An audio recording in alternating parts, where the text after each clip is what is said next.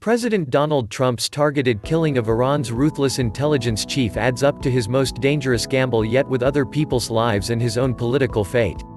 By killing Qasem Soleimani in Iraq, Trump committed the United States to a risky open conflict that at best could stop short of all-out war with Iran that could cause national security and economic shocks in the United States and across the globe.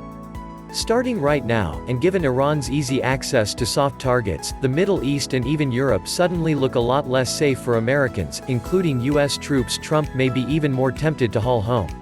2 days into his re-election year, Trump, who rails against Middle Eastern entanglements, has plunged the United States into another one, with vast and unknown consequences. It challenges a presidency that is already alienating half of his country, following his impeachment and unrestrained behavior in office. Trump may find it impossible to rally the nation behind him to weather the crisis.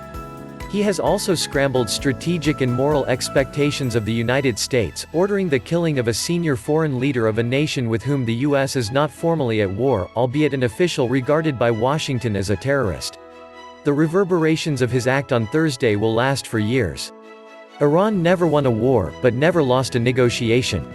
Trump wrote on Friday morning in a tweet that will do nothing to calm critics who worry about the depth of his strategic thinking. It is too early to know whether Soleimani's death will significantly weaken Iran and improve the U.S. strategic position, whether it will ignite a regional conflagration and how it will eventually affect Trump's political prospects and legacy. But Iran will surely regard the killing of one of its most significant political leaders as an act of war, so its revenge is likely to be serious and long-lasting. There are definitely going to be unintended consequences, and for starters I think we better have our embassies pretty well buttoned down, former U.S. Ambassador to Iraq Christopher Hill told CNN. Iran simply cannot sit on its hands on this one. I think there will be a reaction and I'm afraid it could get bloody in places. Trump supporters are celebrating their hard-man commander-in-chief. They note that Soleimani orchestrated the deaths of hundreds of U.S. soldiers in militia attacks during the Iraq War. But recent history is marked by spectacular U.S. shock and awe-opening acts of conflicts in Iraq and Afghanistan that cause short-term gloating and long-term military and political disasters. A full-on conflict with Iran would be far more complicated than those two wars. Trump's strike may be the most significant calculated U.S. act in a 40-year Cold War with revolutionary Iran. It's the biggest U.S. foreign policy bet since the invasion of Iraq. Secretary of State Mike Pompeo told CNN's New Day that killing Soleimani saved American lives and was based on imminent threat intelligence about an attack in the region. Trump echoed his Secretary of State later Friday morning, tweeting that Soleimani was plotting to kill many more Americans. But Pompeo refused to give further details. The political bar for an administration that has made a habit of disinformation and lying is going to be far higher than that in such a grave crisis. Eliminating the most powerful political force in Iran short of Supreme Leader Ayatollah Ali Khamenei also destroys the chimera that this White House is not committed to a regime change strategy. Given Soleimani's frequent travels to Iraq, Syria and other areas in the Middle East, this is not the first time that he will have been in U.S. crosshairs. But previous presidents, perhaps cognizant of the inflammatory consequences, chose not to take the shot. In the coming days, the administration will have to explain why it acted now. The act also likely eliminates possibly for a generation, any hope that the United States and Iran can settle their differences by talking. There will be no desire nor political capital for even Iranian officials often misleadingly described as moderates to sit down with U.S. counterparts. Trump owns the aftermath. When Trump took office, there was no immediate crisis with Iran. The Islamic Republic was honoring the Obama administration's nuclear deal, though it had not stepped back from its missile development and what the U.S. says is malignant activity in its own neighborhood. But by ripping up the deal, strangling the Iranian economy and now killing Soleimani, Trump now owns however the confrontation turns out. It's a huge gamble because history suggests that presidents who bet their careers on the jungle of Middle East politics always lose.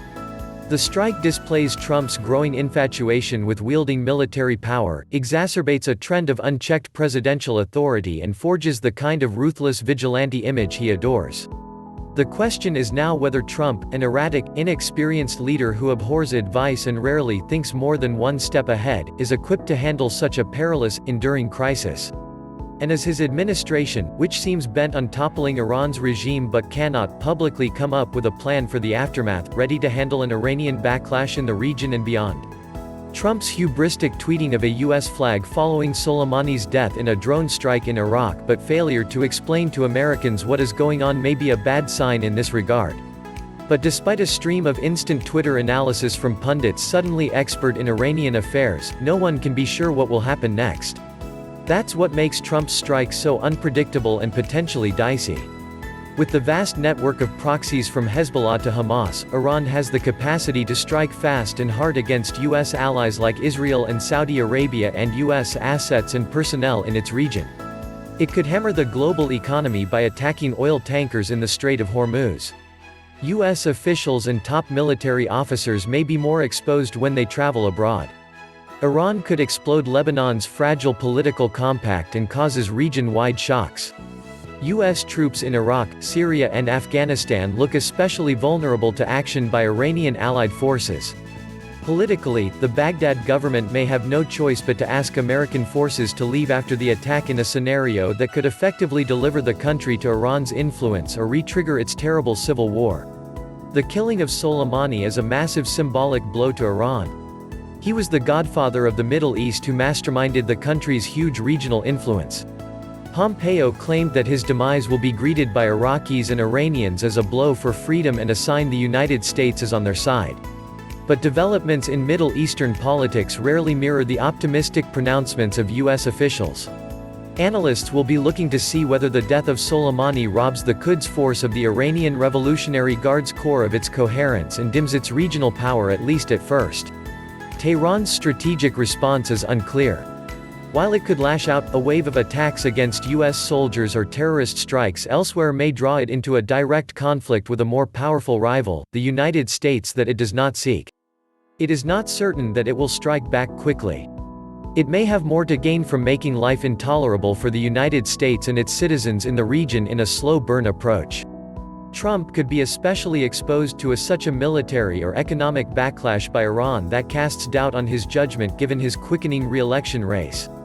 His move against Iran could also reshape the dynamics of the presidential election race at home, by opening a lane for Democrats to run as anti-war candidates against him, a position that helped the last two presidents, Trump and Barack Obama, get elected. Democratic candidate Bernie Sanders on Friday released a video vowing to do everything he can to prevent a war with Iran. Because if you think the war in Iraq was a disaster, my guess is that the war in Iran would be even worse, the Vermont senator said. And Democratic front-runner Joe Biden immediately swung into sober commander-in-chief mode, positioning himself to profit politically if Trump's Iran venture backfires. The former vice president offered testimony to Soleimani's record of fomenting bloodshed and instability but added, "President Trump just tossed a stick of dynamite into a tinderbox." He owes the American people an explanation of the strategy and plan to keep safe our troops and embassy personnel, our people and our interests, both here at home and abroad, and our partners throughout the region and beyond, he added.